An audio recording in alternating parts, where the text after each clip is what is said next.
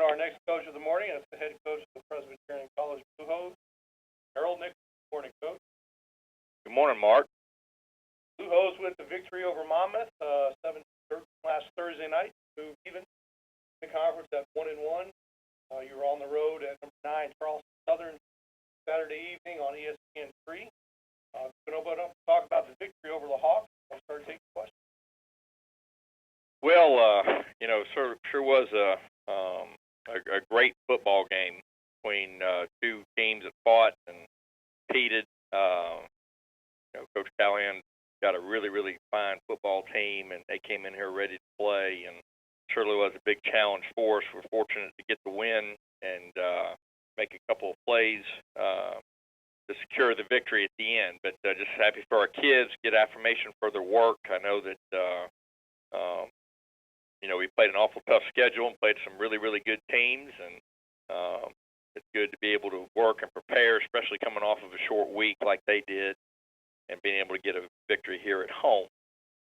So hopefully we can, use some momentum from that game Thursday night, get propelled going in here to our second or third conference game now against, a really, really good Charleston Southern team that we've got great respect for them. They're, a top 10 football team in this country. They're certainly deserving of their ranking and their record. And but again, just going to go back to work and see if we can't get a plan to help us give ourselves a chance to win on Saturday. All right, Coach. At this time, we'll start taking questions for you. Ask a question for Coach. Press *1 on your phone, or click the Q&A link near the top of your browser. Click raise windows. While we wait for the question, Coach, you have the Buccaneers. They've been off for about 3 weeks. How do you prepare for a team that's been idle for so long, especially with their personnel that may have changed? Yeah, it's kind of a little bit of a unique challenge. I think, really when it gets down to it, they're going to do what they do offensively, defensively, and, obviously it's been very successful for them. And so, I don't foresee them changing a lot scheme-wise. Now, who's doing it, may be a little different, but, they probably had an opportunity to get some guys back healthy, and they had a very difficult front of their schedule also. And we're pretty familiar with them and, being a conference foe. And I know that Coach Shadwell's got philosophies that he does on both sides of the ball in the kicking game, and I'm sure that they'll stay true to form. All right, Coach, we have a first question for you from Damian Portelet, Lynchburg News in Advance. Morning, Harold. How are you? Damon, I'm doing fine. How are you, sir? I'm doing well. Thanks for asking. Just the unique challenge of facing Charleston Southern. It's a question Mark posed to Coach McCray about facing possibility of 3 quarterbacks against Kennesaw State. Charleston Southern is in the same boat, runs the type of option offense. They have 3 quarterbacks that have experience, and Coach Shadwell could play all 3 of them. How do you what is the challenge presented with trying to game plan for 3 quarterbacks, or do you have a scheme set that is simple enough for your players to understand, so whoever's in, you don't have to worry about drafting? Yeah, well, I truly believe that they're going to do what they do offensively, regardless of who they've got in there at quarterback. Now, they may feel good about a certain quarterback doing something more than another, probably, but I think at the end of the day, they're going to be who they are and be to the core of their, philosophies on that side of the football. And so, however, the play calling may change a little bit, probably, but I think at the end of the day, you're still going to have to stop their base runs and base passes, and you're going to have to defend, the whole system, I'm sure. But it does, pose some unique challenges, obviously, because you don't know exactly who you're going to get. And, but again, I just think it comes down to having to defend what they are offensively.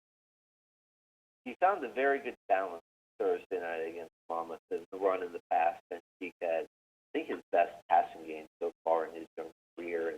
And Darnell was able to find, whatever lanes he was able to. Is that a good sign moving forward that you were able to find some balance and get Ben confidence?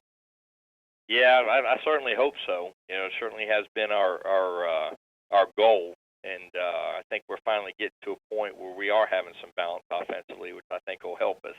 Um, yeah, you can't be one-handed in this league and expect to have any success moving the ball offensively and stringing together some first down drives. So, you know, you've got to be able to keep that defense in a run-pass bind and not let them, you know, pin their ears at you because they'll just stuff you and suffocate you. You can't do that. So, you know, hopefully we've gotten, you know, to a point where we've made improvements there and we're able to get that going somewhat and hopefully give ourselves a chance to get some first down. Speaking of past Thursday, you had 2 victories. One was the victory over Monmouth. 2 was the rescheduling of a game. You're now getting South Alabama on November 19th instead of playing Florida. What do you think about that moving forward? I guess one gets payday for Florida and 2 gets payday for South Alabama. That really helps your program, you know, financially. It also helps the school financially as well with, you know, whatever you may need down the line. Right. Well, I think number one, you know, our hearts and prayers go out to all those people that were affected by Hurricane Matthew. And this is kind of a casualty of war, this game against Florida, because, you know, knew that how important that LSU-Florida game was to the SEC and their standings and everything, and that takes precedent over everything else. Now, you know, obviously these guarantee games are financial windfalls for all of us at the FCS level, and, it was a difficult thing because our kids look forward to playing in those arenas and playing those games. So we're however disappointed, we are glad that we were able to help, you know, the University of Florida and the SEC and give them an opportunity to reschedule a game and especially being a conference game there. And so, yeah, there'll be a little bit of a financial windfall from that, and I think that's probably part of the landscape of being an FCS Division I school and playing these guarantee games. And that's why we do it, to help us with the bottom line, no doubt about it. Trickle-down effect, college football, and that helps us tremendously, just like it does a lot of the schools in our conference. So, again, you know, to be the benefit of other people's misfortune with this terrible storm that came through the East Coast. So we were having to scramble and get it turned around, and fortunate to be able to find a partner in South Alabama to go down there and play them at the end of the year, obviously, because they were affected by it also. Thank you, Harold. I appreciate it. Thank you, Damien. Coach, next question is for you. Our Dick Pierce, the Liberty Flames Sports Network. Hey, good morning, Harold. Nick, how you doing? I'm good, thanks. Good. I saw that you had a couple of different quarterbacks on Saturday. Ben Cheek, John Walker. Tell us a little bit about, you know, playing both of them and you know, how they're both looking right now. Well, you know, Ben, I thought, was playing his best game. He went down with an injury, and so, you know, we'd already lost a young man by the name of Will Brock, a kid that came in and played so well against Campbell and against Florida Tech. So it's been a little bit of a revolving door there. Been very proud of that group. You know, whoever we've had in there has been able to be productive, especially these last 2 or 3 weeks, and been able to do some really good things. And, you know, John came in and you know, operated the offense there in the second half and did a really nice job. And so again, it's been a little bit of a unique situation, have to play so many, but, you know, I've been really proud of the way that quarterback room's responded and gave us a chance to win a football game Thursday night. Yeah, and especially you guys trailing in the fourth quarter, found a way to win. I guess twofold. You know, what did that do for your team, and then what's the status going forward?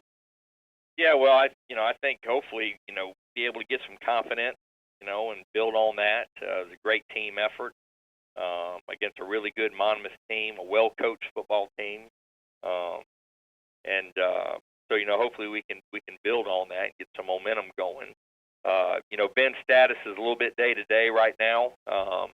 You know, it's a kind of an upper body thing, so, you know, our trainers and doctors are doing the best they can to get him patched back up and get him going again. So it's going to be a day-to-day thing. Sounds good. Thanks a lot, Harold. Thank you, Nick. Thank you, Nick. Coach, those are all the questions we have for you this morning. Thank you for joining us. Good luck Saturday at Charleston. Well, Mark, thank you so much. Appreciate you guys up there at the conference office and all that you do for us. And we want to wish all the other coaches and teams in our league good luck this weekend. All right, Coach. Thanks very much.